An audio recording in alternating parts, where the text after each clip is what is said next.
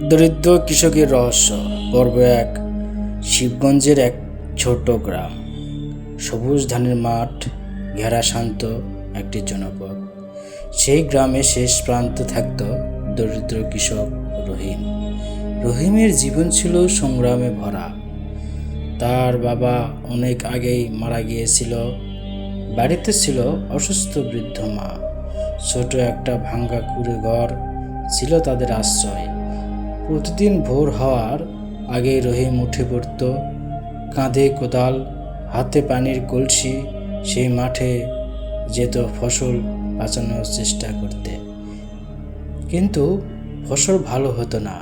কখনো পোকা নষ্ট করত, কখনো খরা, কখনো অতিবৃষ্টি।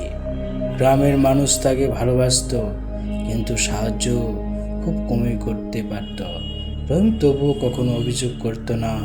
সে শুধু বলতো, একদিন সব ঠিক হবে। সেই রাতটা ছিল অমাবস্যার রাত। আকাশে কোনো চাঁদ ছিল না, শুধু কালো মেঘ। বাতাসও যেন অদ্ভুতভাবে থেমে গিয়েছিল। রহিম সেই রাতে ধান খেতে পানি দিতে গিয়েছিল, কারণ তার ফসলের জমি শুকিয়ে যাচ্ছিল। সে একা হেঁটে যাচ্ছিল, পায়ের নিচে শুকানো মাটি কটকট শব্দ করছিল। হঠাৎ সে থেমে গেল। দূরে একটা আলো দেখতে পেল। আলোটা অদ্ভুত ছিল, কখনো নীল রঙের মতো, কখনো সাদা। মাঝে মাঝে জ্বলে উঠছে, আবার নিভে যাচ্ছে। রহিম প্রথম ভাবল, হয়তো কেউ হারিকেন নিয়ে যাচ্ছে। কিন্তু রাত গভীর, ওদিকে কোনো মানুষই থাকার কথা না। তার বুক ধড়ফড় করতে লাগলো। গ্রামের মানুষ প্রায় বলতো, ওদিকে নাকি পুরানো বটগাছের টিলা আছে, আর সেখানে নাকি অদ্ভুত কিছু ঘটে। কিন্তু রহিমের কৌতূহল ভয়কে আর মানালো। সে ধীরে ধীরে আলোর দিকে এগোতে লাগলো।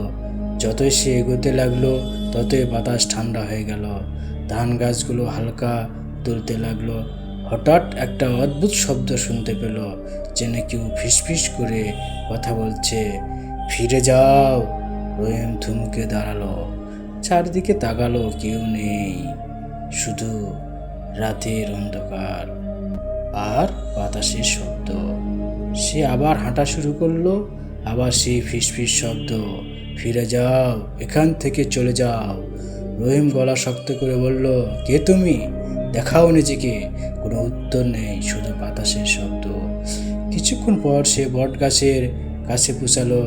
বট গাছটা ছিল খুব পুরানো, অনেক বড়। ডালপালা এমনভাবে ছড়িয়েছিল যেন কেউ হাত বাড়িয়ে আসে। হঠাৎ দেখলো বটগাছের নিচে মাটি কাঁপছে। রহিম ভয় পেল, কিন্তু সে ধরে পালালো না। সে ধীরে ধীরে কাছে গেল। হঠাৎ তার পায়ের নিচে কিছু শব্দ হলো। টক। সে নিচে তাকালো। কোদালের মাথা দিয়ে সে মাটিতে খুঁচিয়ে দেখলো মাটি নরম হয়ে উঠল। সে আরও খুঁড়তে লাগলো। হঠাৎ কোদাল লেগে গেল ধাতব কিছুর সাথে। ঠং। রহিম থেমে গেল, আর হাত কাঁপছে। সে মাটি সরাতে লাগলো, আর ধীরে ধীরে বের হয়ে এলো একটা পুরানো লোহার সিন্দুক।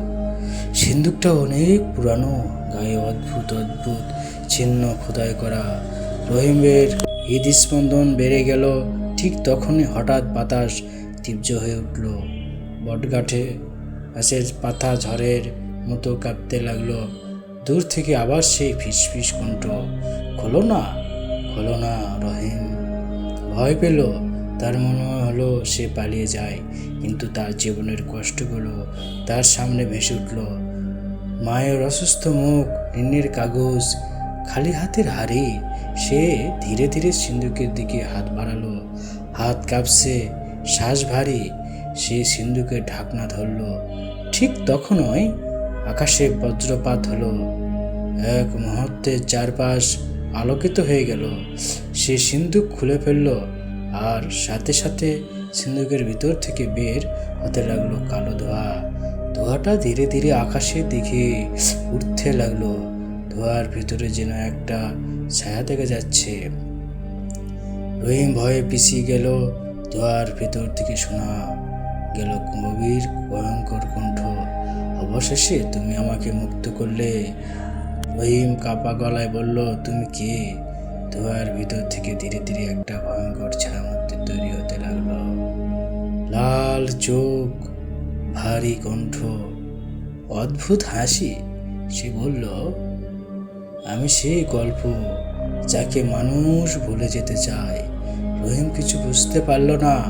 ছায়ামূর্তি বলল, আমি তোমাকে 3টি সুযোগ দেব। রহিম ভয় আর কৌতূহলের মাঝখানে দাঁড়িয়ে রইল। ছায়ামূর্তি আবার বলল, তোমার জীবনের আসল পরীক্ষা এখন শুরু হলো। আকাশে আবার অন্ধকার ঘন হয়ে এলো, আর রহিম জ্ঞান হারিয়ে মাটিতে পড়ে গেল।